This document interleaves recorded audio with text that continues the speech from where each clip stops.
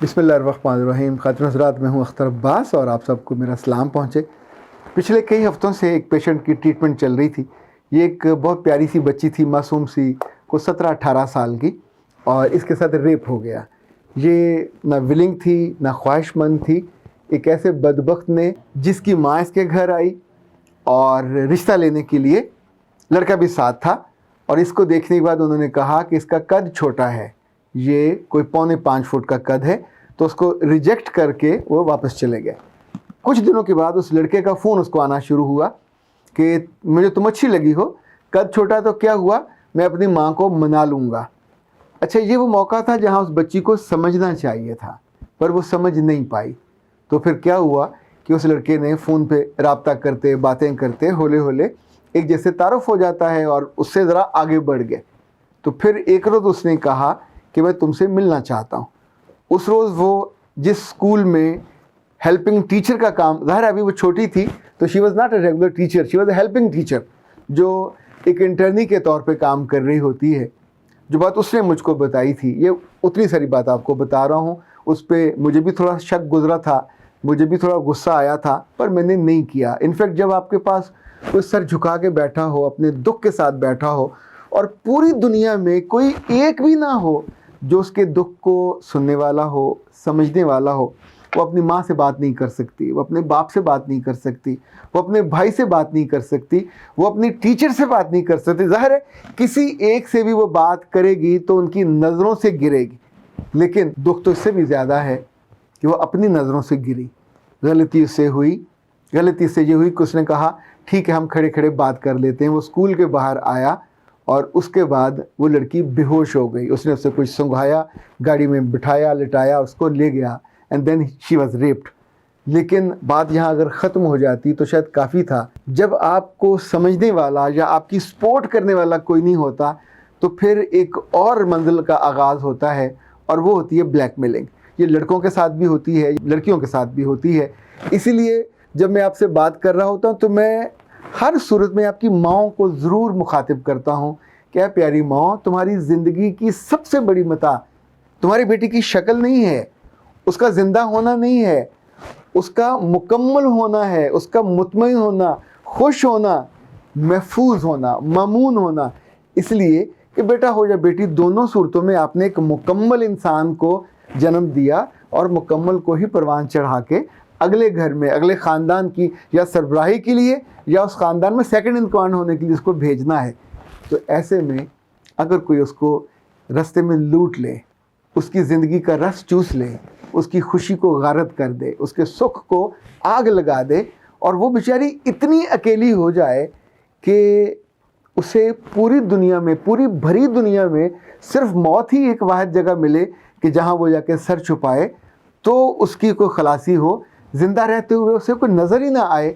نظر آئے تو وہ بلیک میلر جو اس کو فون کرتا ہو کہ تم دوبارہ مجھ سے ملو، اب اپنی آمادگی سے ملو گے، اپنے قدموں پہ چل کے میرے پاس آؤ گے، اور اپنی عزت کو دوبارہ لٹا کے جاؤ گے. پہلے تو میں نے اپنی عقل مندی سے یا اپنی چالاکی سے لوٹی، اب تم اپنے ہاتھوں سے دے کے جاؤ گے. اور اگر تم نے یہ نہ کیا تو میں تمہارے بھائی کو بتاؤں گا، میں تمہارے باپ کو بتاؤں گا. When she was saying all this story، یا فرسٹ ٹائم جو میرے پاس آئی تو میں نے اسے کہا بچے تمہارا کیا خیال ہے، تمہارا بھائی کو بہت بے غیرت قسم کا بھائی ہے، یا تمہارا باپ جو ہے اس کے اندر کوئی دل، کوئی دماغ، کوئی غیرت، کوئی حمیت؟ مطلب ایک بلیک میلر آ کے تمہارے بھائی کو بتائے کہ میں نے تمہاری بہن کی عزت لوٹی ہے، تو وہ سنے گا کہ آپ نے اچھا یہ کب کیا، یہ کیسے کیا، اور مجھے اس کی کوئی تفصیل بتائیے، اور جائیے میں اس احمق کو جا کے مارتا ہوں، پیٹتا ہوں. وہ یہ کرے گا کیا؟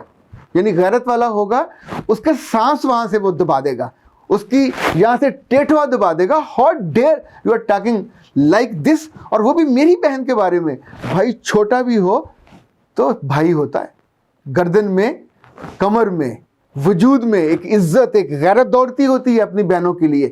یعنی اس تک وہ بغیرت کیسے آگے سے بات کرے گا اس کی بہن کے بارے میں؟ پر لڑکیاں یہ نہیں سوچتی. وہ سوچتی ہیں کہ شاید میرا بھائی پاگل ہوگا، اس کو تو کچھ نہیں کہے گا، اس سے ڈر جائے گا اور مجھے ہی آ کے مارے گا. اور اس مار سے بچنے کے لیے وہ دوبارہ سے اس اندھے کنویں میں چلی جاتی ہیں جہاں سے پھر نکلنا نصیب نہیں ہوتا. پر اس بچی نے عقل مندی یہ کی، اللہ جانے رب نے اس کی یہ مدد اس کی کسی وجہ سے کس وجہ سے کی وہ میرے پاس آ گئی. اس نے کہا کہ this is what I am facing, this is the threat, this is the person and who is threatening me, اور میری زندگی اور میری موت بس اتنا سا فاصلہ ہے, پیچھے میرے کوئی نہیں ہے.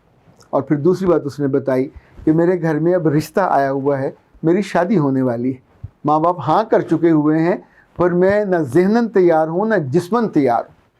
مجھے 4 مہینے لگے قریباً اس بچی کو ٹریٹ کرنے میں. وہ جس انزائٹی میں تھی, جس وہ سٹریس میں تھی, جس وہ ٹراما میں تھی. دیکھیں یہ جو ٹراما ہے اس طرح کا جس میں آپ کا بہت بڑا نقصان ہو جاتا ہے, اس میں سے آپ کو نارمل کرنا اور اس پوری گندگی سے نکالنا, جب آپ کو اپنا پورا جسم برا لگ رہا ہوتا ہے, اپنی روح بری لگ رہی ہوتی ہے, اپنے آپ سے نفرت ہو رہی ہوتی ہے, ایک اور بد کردار آدمی کی وجہ سے آپ اپنے آپ کو اس کی سزا دے رہے ہوتے ہو. اس ڈرامہ سے نکالنے میں جو وقت لگا, اس کے بعد پھر میں نے اس کی ٹریٹمنٹ کی, اس کی جسمانی ٹریٹمنٹ کی. جب وہ بالکل الحمدللہ ثم الحمدللہ اس وقت ایک نارمل لڑکی کے طور پہ فیل کر رہی ہے, تو اپنی وہ خالہ کو ساتھ لے کے آئی. اور اس کی خالہ یوں سمجھیں یہ جو خالائیں ہوتی ہیں ماں ہی ہوتی ہے, اور اس ماں نے آ کے میرے پاس پہلے کچھ دیر بیٹھی رہی, مجھے دیکھتی رہی, اور پھر اٹھ کے آ کے اس نے میرے یہاں دائیں طرف, مجھے اس کا بوسہ بھی محسوس ہو رہا ہے, اس بوسے کی لذت, اس بوسے کی خوشی, اس بوسے کا فخر. اس نے کہا بیٹے تو نے میری بیٹی کو بچا لیا, تو نے میری عزت کو, میرے خاندان کے اثاثے کو بچا لیا. اس نے مجھے اب بتایا جب یہ اپنا علاج کروا چکی ہے, اگر یہ مر جاتی, اگر یہ دلدل میں پھر اتر جاتی تو ہم تو کسی کو منہ دکھانے کے قابل نہ رہتے. اس کی ماں کو اب بھی نہیں پتا, ہم شاید کبھی بتائیں بھی نہیں, لیکن میں سوچتی تھی کہ مجھے اس فرشتے کا منہ جا کے چومنا ہے کہ جس نے ایک ایسی بچی کو کہ جس کے آس پاس بھی کوئی نہیں تھا, اس کو ٹریٹ کیا اور اس کو نارمل بنا دیا. خاتون حضرات جس لمحے وہ سارے جملے کہہ رہی تھی, میں آپ کو سچ کہوں تو وہ جملے میں سن ہی نہیں پا رہا تھا. مجھے لگ رہا تھا کہ جس محبت سے, جس شفقت سے میں ایسی بچیوں کے بارے میں سوچتا ہوں اور انہیں اس گندگی سے نکالتا ہوں اور انہیں دھوتا ہوں اور انہیں صاف کرتا ہوں اور انہیں دوبارہ سے زندہ رہنے کے قابل بناتا ہوں, اور پھر اپنے رب سے جوڑ دیتا ہوں کہ اس رب سے جڑ جاؤ, وہ جس میں تمہارا گناہ نہیں ہے, جس میں تمہاری غلطی نہیں ہے, جس میں تمہاری کوتاہی نہیں ہے. دیکھیں وہ تو ایسا محبوب رب ہے کہ ہم غلطی کر کے بھی جائیں اور جا کے ہاتھ جوڑ دیں تو ہمارے ہاتھوں کو وہ کبھی خالی ہاتھ نہیں چھوڑتا, وہ بھر دیتا ہے. تو جہاں آپ ہوں ہی مظلوم, جہاں آپ نے ظلم سہا ہو, وہاں کیوں نہیں آپ کا ساتھ دے گا. ایسی وہ تمام بچیاں جو ہمارے خاندانوں میں ہوتی ہیں, ہمارے آس پاس ہوتی ہیں, ہمارے دوستوں میں ہوتی ہیں, کبھی خدا نہ خواستہ, 100 دفعہ خدا نہ خواستہ کبھی کسی کی بیٹی کے ساتھ ایسا ہو جائے, کسی بچی کے ساتھ ایسا ہو جائے, تو خدا کے لیے کبھی اس کا ذکر اپنے علاوہ کسی اپنے اور سے نہیں کرنا, نمبر 1. دوسرا, اس کو حوصلہ دینا ہے, اس کو دھونا ہے, اس کو صاف کرنا ہے, اس کو واپس پاکیزگی کے احساس میں لے کے آنا ہے. ابھی وہ مری نہیں ہے, زندہ ہے.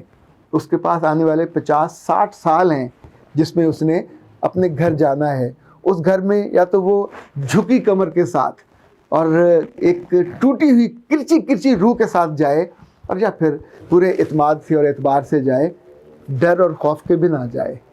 یہ جو کچھ ہوا اٹ واز اے گاربیج, اس میں اس کا کوئی قصور نہیں تھا, اور اس قصور کو کسی ڈسٹ بن میں پھینک دینا چاہیے, اور اس کو پھر ایک اچھی پیاری انسان کے طور پہ ٹریٹ کر کے, ہمت دلا کے, ساتھ کھڑے ہو کے پھر اس کو بھیجنا چاہیے.